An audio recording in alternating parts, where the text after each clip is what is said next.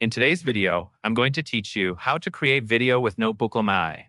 Start by going to NotebookLM in your web browser. Once the page loads, make sure you are inside the notebook where you want to create your content. NotebookLM works best when you already have sources added to your notebook, like notes or documents, because it uses that information to generate a useful output. If your notebook is already set up, you are ready to move on. Next, locate and click on Highlight. This is the area where you will choose the style and format of what you are generating. Think of Highlight as the control panel that helps you shape the final result. From there, click on Explainer. Choosing Explainer tells NotebookLM you want a clear, structured explanation that is easy to understand. This option is a good choice when you want the output to read like a narrated script that can later be turned into a video. After selecting Explainer, click on Brief. The brief setting keeps the output tighter and more to the point. If you are aiming for a short video, this helps avoid overly long sections and makes the final result easier to read aloud.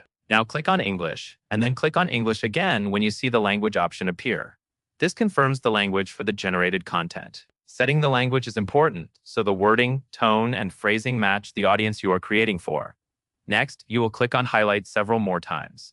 Each time you click Highlight, you are moving through the available options and confirming the configuration you want for the generated explainer content. Take your time here and make sure the selection stays consistent with your goal.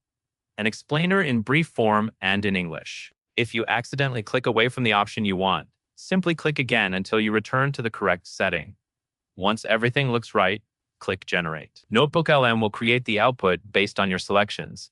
Give it a moment to finish, then read through the result to make sure it flows well for a voiceover. If you plan to use it as video narration, you can paste the text into your video editor, add visuals, and time your scenes to match the pacing.